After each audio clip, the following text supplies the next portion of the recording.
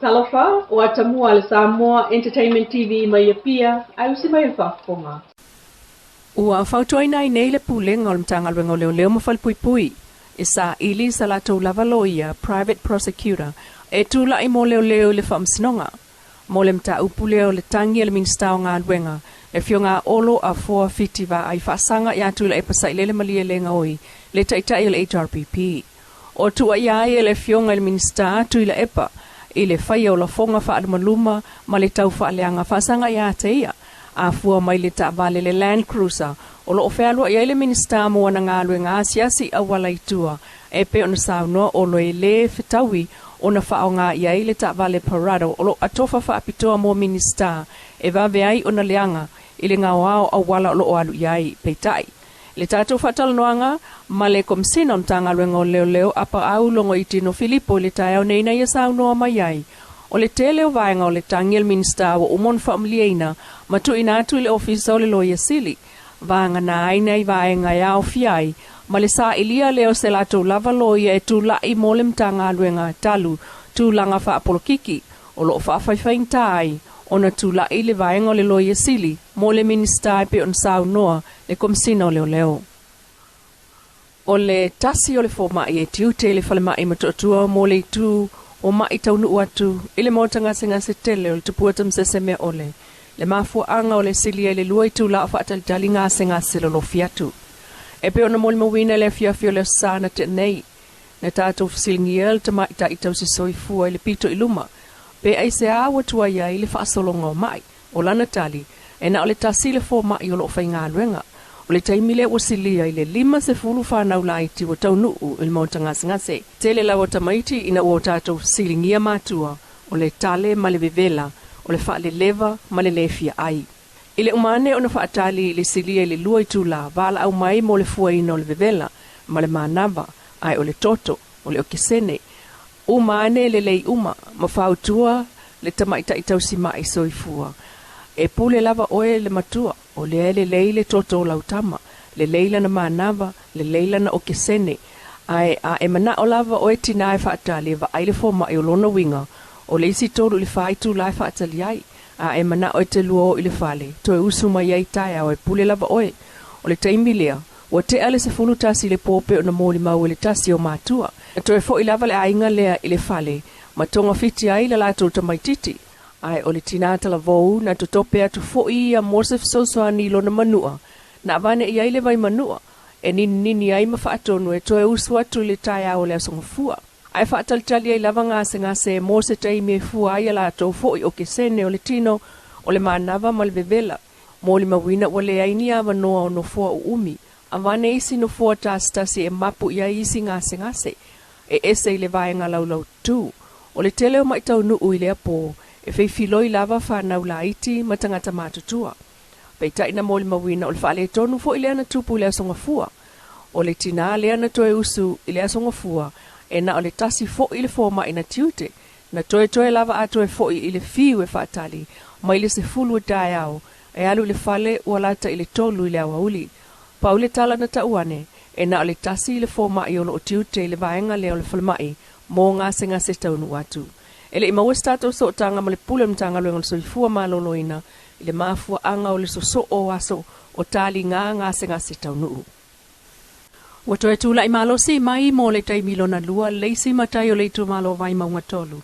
E to tolu ia ia na suita wa mo le palo tala i titi o le itu malo o lo manei.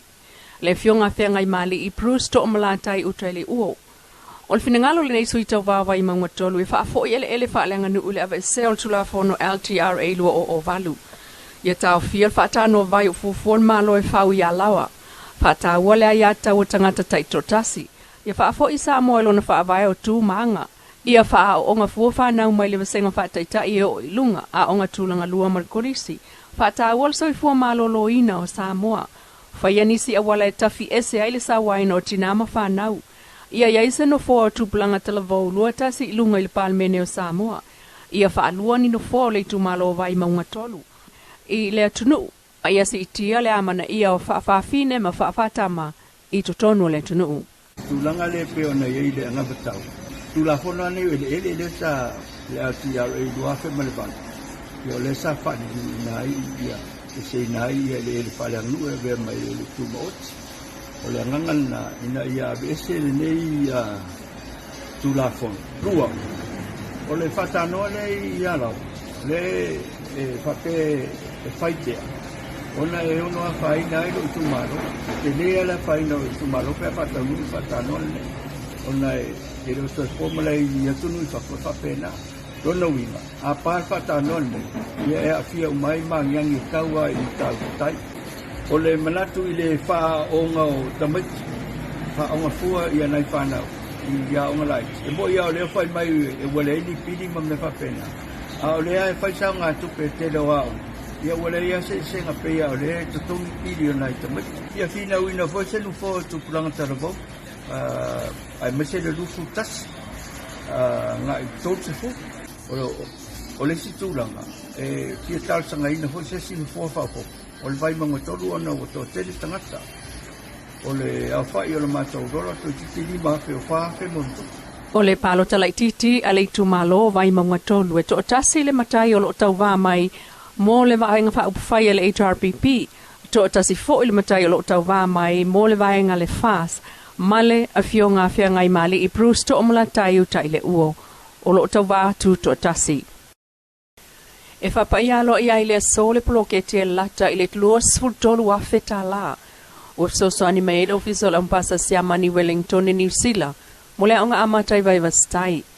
O le polokete len wha awala mai whapa anga le ofisol ampasa siamani male aonga amatai vai vastai. O wha ingol wha leo le sisi o mangaya o oi whanau ia aonga amata. O le mea lo whai au fia I le wha maaina po o tile so le potu fono po le hall ma le umukuka e ngā o ai tau mawhawhanau, ai o kesi manofoa ma mea ta alo fau, o le masini protector ma le screen, o fata tusi o fata I te waita mawha maisi vaenga ta wolfala onga, ua mai a whaaleleia. Il pepo whamtalanga o lo sauno il consulo siamani Samoa, le fionga tangalo Krista, I le ta ua onga amata o le whalea onga lea, e whaafai lele, I le tāua wa onga amata, o le whalea onga lea e whaafai lele ma amata tuai le ola o oina so o se tamaititi a onga. Na ia sauno foi, e tāua le mautu o mea whaingaruenga e whaatino ia onga al whanau.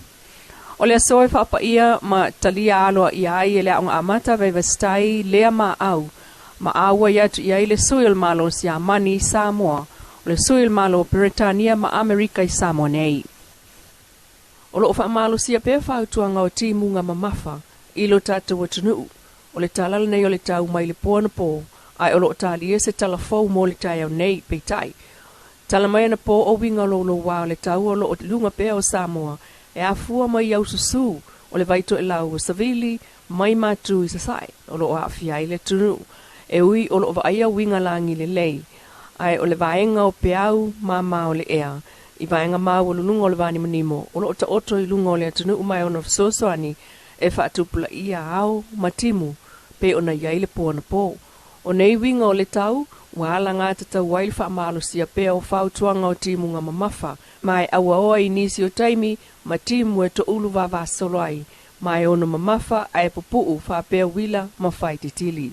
O a fianga e ono alia e mai, e timunga pua oa mamase se awala I no whanga mawalunga, mai lolo vaia no whanga I tawhala, e whaatautau sa Vili I taimi o timunga. O lo talia pea se isi tala la tamai o le tau pe ona fola le ofisa va I tau e taunuu I le lima I le vaveao. Samoa Sene TV mai pia na sa o na tamua, desa tai au ia lo le tua, so